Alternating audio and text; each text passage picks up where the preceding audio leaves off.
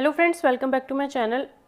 ये सीक्वेंस का second part है। अगर आपने इससे पहले वाला पार्ट नहीं देखा है तो उसका लिंक आपको ऊपर आई बटन पर मिल जाएगा। पहले जा करके आप सीक्वेंस का पहला पार्ट ज़रूर देखना, तभी आपको ये चीज़ समझ आएगी। और अगर आप सीक्वेंस को अच्छे से पढ़ना चाहते हो और आपको सेट्स और रिलेशन फंक्शन की नॉलेज नहीं है तो इन वीडियोज़ को देखने से पहले आपको प्लेलिस्ट में जा करके सेट्स का कंप्लीट प्लेलिस्ट मिल जाएगा और रिलेशन एंड फंक्शन का भी कंप्लीट प्लेलिस्ट मिल जाएगा। तो पहले आपको वो ज़रूर देखना चाहिए, तभी आपको सीक्वेंस यानी रियल एनालिसिस समझ तभी आएगी जब आपको सेट कंप्लीट आता हो, रिलेशन एंड फंक्शन भी कंप्लीट आता हो।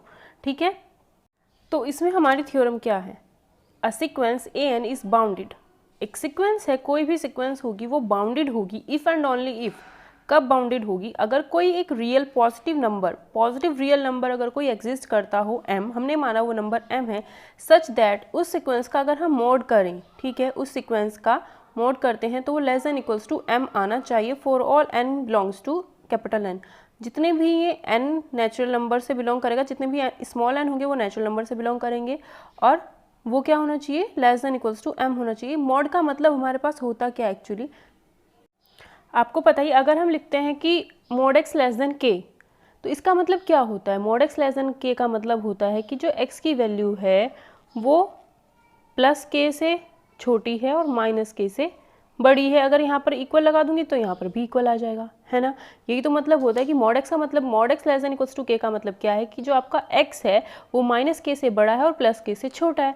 अब यही काम हमने सीक्वेंस के अंदर कर दिया है कि जो हमारी सीक्वेंस है उसे हम an से भी डिनोट कर सकते हैं कि जो हमारी सीक्वेंस है वो less than equals to capital K है। पूरी की पूरी सीक्वेंस के जितने भी नंबर्स होंगे या एलिमेंट्स होंगे, जितनी भी टर्म्स होंगी, एक्चुअली से टर्म्स कहेंगे, जितनी भी टर्म्स होंगी पूरी एक सीक्वेंस की, वो क्या होंगी? एक पर्टिकुलर एक के नंबर से या किसी भी एक रियल पॉजिटिव नंबर, ये होना चाहिए, रियल होना चाहिए, पॉजिटिव नंबर होना चाहिए, उससे क्या होगी? वो उसका जो मोड होगा वो क्या होगा? छोटा या इक्वल होगा। मतलब हम क्या लिख सकते हैं कि जो हमारी सीक्वेंस है वो के से, प्लस के से तो छोटी है लेकिन माइनस के से बड़ी है। तो यहाँ पर क्या हो गया? आप खुद देख सकते हो कि जो हमारी सीक्वेंस है वो माइनस के से तो बड़ी हो रही है और प्लस के से छोटी हो रही है। तो मतलब जो पूरी सीक्वेंस है एक नंबर से बड़ी जा रही है लेकिन एक पर्टिकुलर नंबर से छोटी जा रही है। तो क्या हो गया? नीचे से भी हमें पता चल चुका है कि वो बाउंड है और ऊपर से भी हमें पता चल चुका है कि वो बाउंड है। तो उस सीक्वेंस को हम क्या कहते हैं? फिर बाउंडेड सीक्वेंस कहते हैं। तो ये कंडीशन हम बोल सकते हैं। क्यों बोल सकते हैं? क्योंकि अगर mod x equals to, mod x less than equals to k है तो उसका मतलब ये होता है। और यहाँ पर क्या है? सीक्वेंस है, तो उसको हम इस तरीके से लिख सकते हैं, इसलिए वो क्या हो जाएगी? बाउंडेड हो जाएगी। Sequence A N is bounded, bounded होगी अगर वहाँ पर कोई भी एक रियल नंबर एग्जिस्ट करता होगा, कैपिटल M हमने मान लिया है वो, सच दैट कि उस सीक्वेंस के हर टर्म का जो मोड होगा वो less than equals to capital M होगा। और n जो है ये नेचुरल नंबर है, आपको पता है कि फंक्शन जो होता है नेचुरल टू रियल मैप करता है ना। तो माइनस m से less than equals to A N less than equals to capital M। तो ये इसी से ही ये चीज़ बन करके आई है, क्योंकि ये मॉड की प्रॉपर्टी बोलती है। देखो हर एक टर्म जो हो गई सीक्वेंस की वो इससे बड़ी हो चुकी है, इससे छोटी हो चुकी है। तो मतलब ये क्या हो चुकी है? ऊपर से भी बंद कर दी गई, नीचे से भी बंद कर दी गई। तो ये क्या हो चुकी है? बाउंडेड हो चुकी है। अब एक सीक्वेंस है हमारे पास F N equal to 1/n। X N equals to, हम एक्स एन या एफ एन दोनों से डिनोट कर सकते हैं। 1/n, 1/n हमारे पास कोई सीक्वेंस है तो इसमें हमने n की वैल्यू कहाँ से रखेंगे? हम नेचुरल नंबर से। सीक्वेंस में क्या होता है? नेचुरल नंबर से n की वैल्यू रखी जाती है। 1/1, 1/2, 2 रखा, 3 रखा, 4 रखा, 5 रखा, 6 रखा, 7 रखा, ऐसे रखते गए, ये हमारी सीक्वेंस बन के आ गई। तो ये हमारी क्या बन गई? एक सीक्वेंस बन गई है। अब हमें पता है, देखो ये जो सीक्वेंस है ये किस नंबर की तरफ जा रही है? इसमें सबसे बड़ा नंबर हमारा 1 होगा, सबसे बड़ा नंबर 1 होगा। फिर 1/2, 1/3, 1/2 से छोटा होगा 1/3, 1/3 से छोटा होगा 1/4। मतलब ये क्या हो रही है? कम होती जा रही है। फिर 1/5, 1/6, 1/7, 1/8 इस तरीके से चलती जा रही है। तो ये सबसे बड़ा नंबर इसमें 1 है, लेकिन आगे के अगर हम टर्म्स देखें ये सारे किसकी तरफ जा रहे हैं? 1/2, फिर 1/3, 1/4, 1/5, ये 0 की तरफ जा रहे हैं। आप खुद देख सकते हो कि 1/2 को हम क्या लिख सकते? 1 है, 1/2, 1/3, 1/4, 1.5, 0.3, 0.25, 0.2 आएगा, 1/5 जैसे लिखेंगे। तो ये देखो कम होता जा रहा है। ये क्या होता जा रहा है? 3, 2.25, 0.20, ये कम होता जा रहा है। एट द एंड ये कहाँ जाएगा? 0 की तरफ टेंड करेगा, 0 की तरफ टेंड कर रहा है। मतलब इसमें सबसे बड़ा नंबर तो है 1। सारी वैल्यूज़ 1 से छोटी होंगी इस सीक्वेंस के अंदर, और सारी की सारी जो वैल्यूज़ होंगी वो क्या होंगी? 0 से बड़ी होंगी। तो 0 और 1 के बीच में ये क्या बन रही है, एक सीक्वेंस बन रही है। 0 तो इसके अंदर आ नहीं रहा है, लेकिन 0 से क्या हो रही है, पूरी की पूरी सीक्वेंस बड़ी हो रही है, और 1 से क्या हो रही है, पूरी की पूरी सीक्वेंस छोटी हो रही है। तो ये हो जाएगा इसका लोअर बाउंड, ये हो जाएगा इसका अपर बाउंड। ठीक है, तो ये क्या हो गई, हमारी एक बाउंडेड सीक्वेंस हो गई है। ठीक है, जो 1/n सीक्वेंस होती है वो 0 से 1 के बीच में क्या होती है, बाउंडेड होती है। ये लोअर बाउंड हो गया, ये अपर बाउंड हो गया उसका।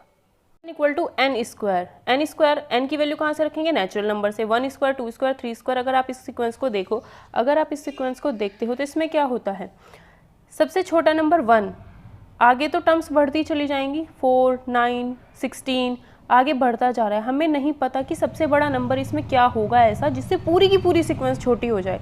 हमें नहीं पता कि सबसे बड़ा नंबर, कोई फिक्स हमें मिल ही नहीं रहा है कि जिससे कि पूरी की पूरी सीक्वेंस छोटी हो जाए। सबसे छोटा नंबर हमें पता है कि सबसे छोटा नंबर इसका 1 है, तो 1 से सारी वैल्यूज़ क्या है सीक्वेंस की, बड़ी हैं। तो 1 क्या हो गया इसका greatest lower bound, lower bound बोलेंगे अभी हम, ग्रेटेस्ट लोअर बाउंड बाद में समझाऊंगी। 1 क्या हो जाएगा इसका लोअर बाउंड हो जाएगा, और अपर बाउंड इसका कुछ भी नहीं होगा। तो इसका मतलब क्या है, अपर बाउंड इसका कुछ भी नहीं है, क्योंकि हमें नहीं मिल रहा कोई भी फिक्स्ड वैल्यू जिससे पूरी सीक्वेंस छोटी हो जाए। तो अपर बाउंड नहीं मिल रहा है, तो मतलब ये बाउंडेड अबव नहीं होगी, बट ये क्या है, बाउंडेड बिलो है, क्योंकि इसका लोअर बाउंड हमें मिल रहा है जो कि है 1। ठीक है, नेक्स्ट ऐसी सीक्वेंस है fn equal to -n, n की वैल्यू वही 1, 2, 3, 4 नेचुरल नंबर से हम रखेंगे, तो ये हमारी सीक्वेंस बन जाती है ये। ठीक है, अब हमें पता है, देखो सबसे बड़ी वैल्यू इसमें -1 है, मतलब इसका ऐसा नहीं है कि ये चीज़ बाद में ही लिखी होगी, ये नहीं है। आप बस हमें देखना है कि सबसे बड़ी वैल्यू क्या मिल रही है या किसकी तरफ ये जा रही है। तो सबसे बड़ी वैल्यू क्या है इसमें, -1 है, तो यानी ये ऊपर साइड से तो बाउंड है, यानी इसका अपर बाउंड क्या हो जाएगा, -1 हो जाएगा। लेकिन फिर -2, -3, -4, -5 उससे छोटा, फिर -6 उससे छोटा। हमें पता ही नहीं कि सबसे छोटा नंबर ऐसा कौन सा होगा जिससे पूरी की पूरी सीक्वेंस बड़ी हो जाए, नहीं पता चल रहा है। तो इसका मतलब ये क्या हो चुका है, इसका कोई भी लोअर बाउंड नहीं है। आप नंबर लाइन पर इसको अच्छे से देख सकते हो कैसे, -1, -2, -3, -4। हमें पता है कि भाई सबसे बड़ा नंबर ये है, तो यानी इसका अपर बाउंड तो हमें मिल चुका है, अपर बाउंड हमें पता है। लेकिन छोटा तो ये -5, -6 पता नहीं किसकी साइड जा रहा है ना, तो ये क्या हो गया, लोअर बाउंड इसका हमें कुछ भी नहीं मिल रहा है, अपर बाउंड हमें इसका मिल चुका है। अपर बाउंड मिल चुका है तो बाउंडेड अबव है, but not bounded below, bounded. Next example देखते हैं, इसमें क्या है, fn इक्वल टू -1 की पावर n -1। तो n की वैल्यू वही नेचुरल नंबर से रखनी है, तो 1 रखा, 2 रखा, 3 रखा, 4 रखा, ऐसे हम रखते चले गए। तो हमारे पास ये आ गया -1 की पावर 1 -1 यानी 0, -1 की पावर 0 आएगी दैट इज़ 1, -1 की पावर 1 आएगी -1, फिर +1, फिर -1। तो ये पूरी सीक्वेंस 1 -1 +1 -1 ऐसे ही बनती जाएगी। ठीक है, इसमें सिर्फ इस पूरी सीक्वेंस में सिर्फ 2 ही टर्म्स हमारे पास मिलेंगी। तो ये जो पूरी की पूरी सीक्वेंस है, हमें पता है कि -1 से तो बड़ी होगी ही, भाई इस सीक्वेंस का हर एक एलिमेंट -1 के बराबर है या -1 से बड़ा है। ठीक है, और +1 से छोटा है या +1 के बराबर है। तो ये जो सीक्वेंस हो जाएगी, इसमें लोअर बाउंड इसी में से मिल जाएगा -1, और अपर बाउंड इसी में से मिल जाएगा जो कि है +1। ठीक है, तो ये सीक्वेंस हमारी क्या हो जाएगी, बाउंडेड हो जाएगी इसी में से, क्योंकि ये -1 +1 +1 -1 यही चीज़ें हमें मिल रही हैं। तो ये जो पूरी सीक्वेंस हो जाएगी उसमें क्या हो जाएगा, जो हमारा लोअर बाउंड होगा वो इसी में से -1 हो जाएगा। सारी टर्म्स -1 से बड़ी हैं या उसके बराबर हैं, सारी टर्म्स जो हैं +1 से छोटी हैं या उसके बराबर। तो इसमें लोअर बाउंड और अपर बाउंड हमें इसी तरीके से मिल जाएगा, जो सीक्वेंस के अंदर है उसी में से ही। तो ये लोअर बाउंड हो जाएगा जो कि -1 है, और +1 जो हो जाएगा उसका अपर बाउंड हो जाएगा। अब हम देखते हैं कि सुप्रीमियम एंड इन्फीमियम क्या होते हैं किसी भी सीक्वेंस के।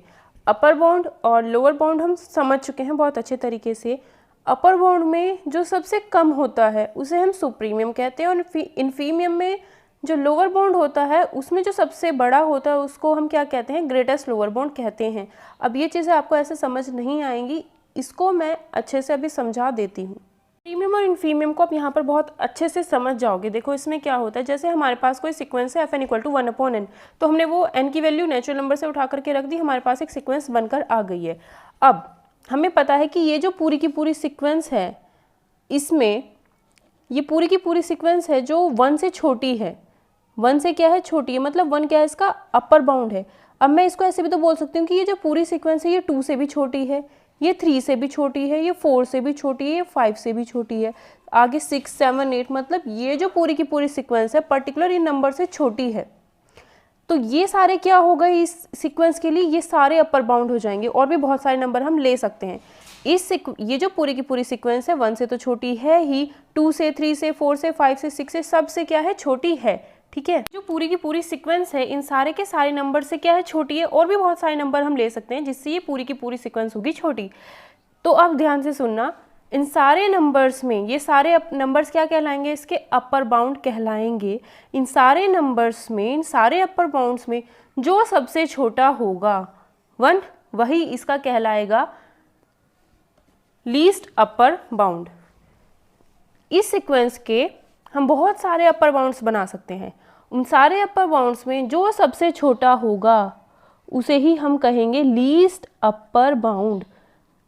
ठीक है, ये हमने सारे क्या चुने, अपर बाउंड चुने। ठीक है, इसमें हमने कौन सा चुना, लीस्ट चुना, जो सबसे छोटा है। तो ये क्या कहलाया इसका, लीस्ट अपर बाउंड। अब तक जो हम पढ़ रहे थे ना उसे हम लीस्ट अपर बाउंड ही बोल रहे थे, लेकिन मैंने सिर्फ अपर बाउंड बोला था। ठीक है, तो वो था क्या, लीस्ट अपर बाउंड। ठीक है, अब हमें पता है कि ये जो पूरी की पूरी सीक्वेंस है वो क्या है, 0 से, पूरी की पूरी जो सीक्वेंस है वो क्या है, 0 से बड़ी है। अगर ये पूरी सीक्वेंस 0 से बड़ी है तो हम बोल सकते हैं कि ये जो होगी -1 से भी बड़ी होगी, -2 से भी बड़ी होगी, -3 से भी बड़ी होगी। ऐसे बहुत सारे नंबर्स होंगे नेगेटिव ही, जिनसे क्या हो जाएगी, ये पूरी की पूरी सीक्वेंस क्या होगी, इन सारे नंबर से क्या हो जाएगी, बड़ी हो जाएगी। ठीक है, तो इन सारे नंबर्स, मतलब ये क्या हो गया उसका लोअर बाउंड। ये पूरी की पूरी सीक्वेंस इससे बड़ी है तो ये क्या हो गया उसका लोअर बाउंड। ये भी क्या हो गया, लोअर बाउंड। ये सारे क्या हो जाएंगे, लोअर बाउंड, क्योंकि इनसे ये पूरी सीक्वेंस बड़ी है। पूरी सीक्वेंस पर्टिकुलर नंबर से 0 से बड़ी है, फिर -1 से बड़ी है, फिर -2 से बड़ी है, -3 से बड़ी है। इन सब से क्या है, पूरी सीक्वेंस बड़ी है, तो ये क्या हो गए, उसके लोअर बाउंड हो गए। तो किसी सीक्वेंस के बहुत सारे लोअर बाउंड्स हो सकते हैं, लेकिन इन सारे लोअर बाउंड्स में जो सबसे बड़ा होगा, इसमें क्या देखना है, सबसे बड़ा, यानी ग्रेटेस्ट देखना है। तो ये क्या कहलाएगा, सारे लोअर बाउंड्स में जो सबसे बड़ा होगा उसे हम कहेंगे ग्रेटेस्ट लोअर बाउंड। उसे हम क्या कहते हैं, ग्रेटेस्ट लोअर बाउंड। तो जो अब तक हम लोअर बाउंड बोल रहे थे वो क्या है, ग्रेटेस्ट लोअर बाउंड है वो। ठीक है, आई होप आपको समझ आ गया होगा। किसी भी सीक्वेंस के बहुत सारे अपर बाउंड हो सकते हैं, बहुत सारे लोअर बाउंड हो सकते हैं। अपर बाउंड में जो सबसे छोटा होगा, अपर बाउंड में जो सबसे लीस्ट होगा वो लीस्ट अपर बाउंड कहलाता है। LUB भी उसे बोलते हैं, LUB लीस्ट अपर बाउंड भी उसे बोलते हैं। पूरी सीक्वेंस के बहुत सारे लोअर बाउंड्स हो सकते हैं, उन लोअर बाउंड में जो सबसे बड़ा होगा उसे हम ग्रेटेस्ट लोअर बाउंड यानी GLB बोल सकते हैं। ठीक है, तो आई होप यहाँ से आपको greatest lower bound, least upper bound का कंसेप्ट समझ आ गया होगा। और ये जो लीस्ट अपर बाउंड है इसे ही हम क्या कहते हैं, क्योंकि ये क्या है, अपर है, इसलिए इसको कहते हैं सुप्रीमियम। सुप्रीमियम क्योंकि ये अपर है, इससे नहीं, अपर है इसलिए इसको सुप्रीमियम कहेंगे। लोअर है इसलिए इसको हम कहेंगे इन्फीमियम। लोअर है इसलिए इसे हम कहेंगे इन्फीमियम। ठीक है, तो वही आप यहाँ पर देख सकते हो कि ये एक सीक्वेंस थी, इसका सुप्रीमियम यानी लीस्ट अपर बाउंड 1 हो जाएगा, इन्फीमियम यानी ग्रेटेस्ट लोअर बाउंड इसका 0 हो जाएगा। आई होप आपको बहुत अच्छे से समझ आ गया होगा। तो यहीं पर ये थ्योरी में भी हमने यही लिख रखा है जो इसकी डेफिनेशन है सुप्रीमियम की और इन्फीमियम की। If a sequence is bounded above, अगर वो बाउंडेड अबव है मतलब उसका अपर बाउंड है, तो जितने भी अपर बाउंड बनेंगे, बहुत सारे हो सकते हैं उसमें अपर बाउंड, जितने भी अपर बाउंड बनेंगे उसमें जो सबसे छोटा होगा वही लीस्ट अपर बाउंड कहलाता है, LUB या सुप्रीमियम कहलाता है। ठीक है, उसी तरीके से अगर कोई सीक्वेंस बाउंडेड बिलो है तो उसमें बहुत सारे लोअर बाउंड्स हो सकते हैं। ठीक है, उन सारे लोअर बाउंड्स में जो सबसे बड़ा होगा उसको हम कहते हैं ग्रेटेस्ट लोअर बाउंड, GLB। ठीक है, वही क्या हो जाता है, उसका इन्फीमियम हो जाता है। लोअर है ना तो इसलिए इन्फीमियम यानी कम वाला, अपर है ना इसलिए सुप्रीमियम यानी ऊपर वाला। बस ऐसे ध्यान रख लेना इसको थोड़ा सा। ठीक है, तो इस तरीके से हमने सुप्रीमियम एंड इन्फीमियम का कॉन्सेप्ट पूरा अच्छे से समझ लिया है।